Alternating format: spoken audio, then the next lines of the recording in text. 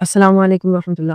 میں ہوں فاطمہ فضل اور انجینئر محمد علی مرزا صاحب کی جو ایک کنٹروورشل قسم کی ویڈیو ان لوگوں نے ہائپ میں لی ہوئی ہے اور اس کے اوپر بار بار ان کے اوپر یہ الزام لگایا جا رہا ہے کہ انہوں نے نعوذ باللہ نبی علیہ الصلوۃ والسلام کی شان میں گستاخی کی ہے.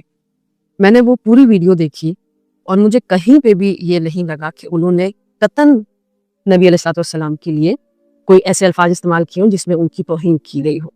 اس کی وجہ یہ ہے کہ انجینئر صاحب نے اپنے اس بیان میں اور ویڈیو میں ایک موقف پیش کیا جو کہ کرسچنز کا ہے اور انہوں نے اس کو پروف اور دلیل کے ساتھ پیش کیا کہ یہ کرسچنز کے الفاظ ہیں, کرسچنز اس طرح بولتے ہیں, کرسچنز یہ سمجھتے ہیں اور یہ ان کا عقیدہ ہے اور یہ ایجوکیشن کے لیے ضروری بھی ہے. مطلب اگر وہ انہوں نے یہ بات سکھائی ہے تو بچوں کو, آنے والی نسل کو یہ بات پتہ ہوگی کہ کرسچنز ہمارے نبی کو کس طرح سمجھتے ہیں, ہمارے نبی کے بارے میں کیا سوچتے ہیں اور ہمارے نبی کو کتنا ایکسیپٹ کرتے ہیں. بہت سارے لوگ ایسے ہوں گے آج کے دور میں جن کو یہ بات پتہ بالکل بھی نہیں ہوگی جو انجینئر محمد علی مرزا صاحب نے اس ویڈیو میں کلیئرلی بتائی ہے, ان سینس کہ کرسچنز کا آخر ہمارے نبی کو لے کے عقیدہ کیا ہے. کیونکہ کرسچنز جو ہیں وہ اللہ تعالیٰ کا اقرار تو کرتے ہیں کہ اللہ ہے اور پھر یہ بھی بڑا ڈائریکٹلی بولتے ہیں کہ حضرت عیسیٰ جو ہیں وہ بیٹے ہیں اللہ کے, نعوذ باللہ. لیکن یہ بات بہت کم لوگوں کو پتہ تھی اور بہت کم لوگ یہ جانتے تھے کہ آیا وہ ہمارے نبی کو کیوں نہیں مانتے. تو انہوں نے اتنا کلیئرلی آپ کو اس ویڈیو میں سمجھایا ہے, تو وہ سمجھانے کی روح سے تھا. ان کے الفاظ میں کہیں پہ بھی یہ چیز نہیں تھی کہ انہوں نے ڈائریکٹلی, اور ایک ایسا بندہ, یا میں کچھ باتیں ہائی لائٹ کرتی چلوں ان سینس اس بارے میں کہ وہ کس طرح کے انسان ہے. میں نے انیشلی جب اسٹارٹ میں انجینئر محمد علی مرزا صاحب کا عروج کا ٹائم شروع ہوا اور جب ان کی باری میں ویڈیوز وائرل ہونا شروع ہوئی تو میں نے اپنی یونیورسٹی میں اپنے ٹیچرز کے منہ سے یہ الفاظ سنے کہ بہت بڑا فتنہ ہے, انجینئر محمد علی مرزا بہت بدتمیز آدمی, بہت بلنٹ آدمی, اور اس کو بالکل نہیں سننا اور بہت بڑا فتنہ ہے اور بلا بلا بلا بلا. تو وہ کہتے ہوتے ہیں نا کہ ایک نیچرل سا ایک لا ہے کہ جس چیز سے جتنا روکا جائے اس کی کریوسٹی اتنی بڑھتی ہے. تو یہ تو ہر بندے میں ہوتا ہے. اگر آپ کو کہا جائے نا کہ فلاں چیز کو کلک نہیں کرنا, بندہ کہتا ہے میں اب کلک کر کے دیکھوں گا ہوگا کیا. میں نے سننا شروع کیا, پھر میں نے ڈیٹیل میں ان کے بارے میں جاننا شروع کیا. اس بندے کے ذہن میں جتنا ان کے الفاظ سے اور ان کے کہہ لیں کہ اخلاق سے جتنا پتہ چل, اس بندے کے ذہن میں ایک ہی چیز ہے کہ وہ اپنے اللہ اور اس کے رسول محمد صلی اللہ علیہ وسلم کا جو ریئل فیکچول بکش دین تھا وہ آپ تک لانا چاہ رہے تھے. میں آج ہی میں پروفیسر صاحب کا شاید نام بھول رہی ہوں, میں نے ان کا ایک لیکچر دیکھا.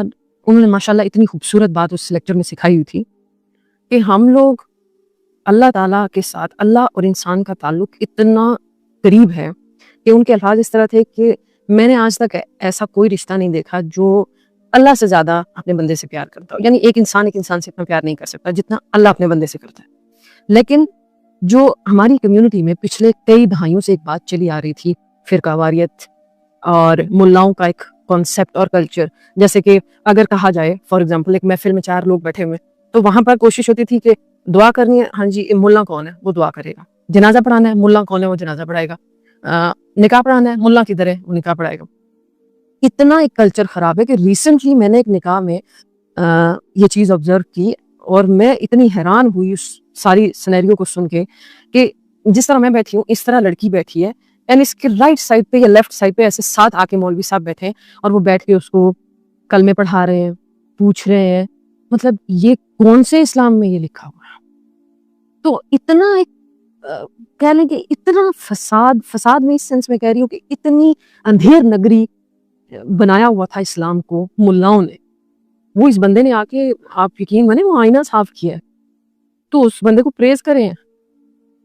آپ کو پتہ ہے اتنا پولیٹیشینز آپس میں بغض نہیں رکھتے جتنا ملا ایک دوسرے سے بغض رکھتے ہیں, اور یہ بہت بڑا فیکٹ ہے. ممبر پہ بیٹھا ہوا اگر ایک ملا چیخ رہا ہوگا اس کو نہیں برداشت کہ میری آواز سے اونچا کوئی دوسرا چیخے. اتنا بغض ہے. میرا مدرسہ ٹھیک چل رہا ہے نا, دوسرے کا اتنا ٹھیک نہیں چلنا چاہیے.